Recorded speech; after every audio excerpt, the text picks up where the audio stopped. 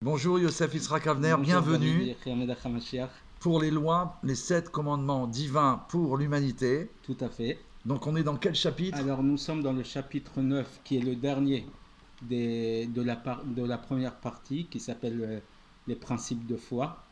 Et donc dans ce chapitre on va évoquer le sujet de la teshuva, le repentir, la repentance que les Bnei Noach vont vouloir adopter dans leur comportement. On pourrait dire qu'il y a une divine providence que je voudrais partager avec vous. Très bien. En ce moment, Oui. dans l'étude, la suite du Tanya que nous faisons quotidiennement, nous avons commencé depuis quelques jours seulement l'étude de la Tchouva. Voilà, on est donc en harmonie complète. Une fois, la connexion est on y va alors.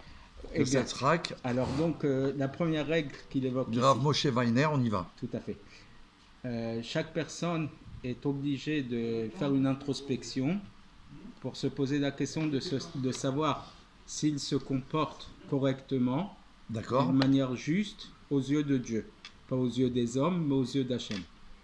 Et si il va se trouver à se rendre compte qu'il se trompe dans son comportement, qu'il a un comportement c'est pas en conformité, exactement, ou alors qu'il transgresse la volonté de Dieu dans une de ces 7 lois, ou alors qu'il se comporte, il se trompe dans son comportement imposé d'après le cerveau humain, d'accord ?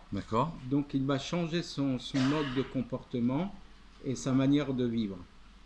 Et il va accepter pour le futur de se comporter de manière juste et droite et ne plus transgresser les ordonnances divines.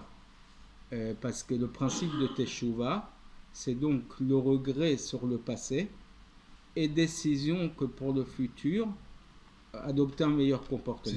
Ce sont les détails de la Teshuvah.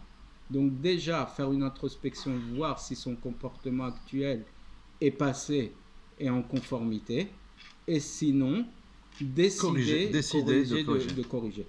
Et là, il a la Teshuvah complète. Extraordinaire. Deuxième règle, une personne qui regrette ses actions passées et qui décide de changer son mode de comportement, il doit demander pardon à Dieu pour les fautes du passé. Et cette démarche s'appelle Teshuvah. Donc ici, on a compris les 3 détails de ce qu'on appelle Teshuvah. Introspection sur soi-même. Regret des fautes du passé. Demande de pardon. Et enfin, démarche pour le futur, pour l'avenir.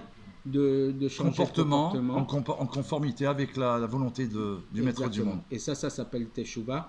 Ces 3 détails de cette démarche s'appellent la Teshuvah. Extraordinaire. On peut commencer à faire Teshuvah. Tout à fait. Amen.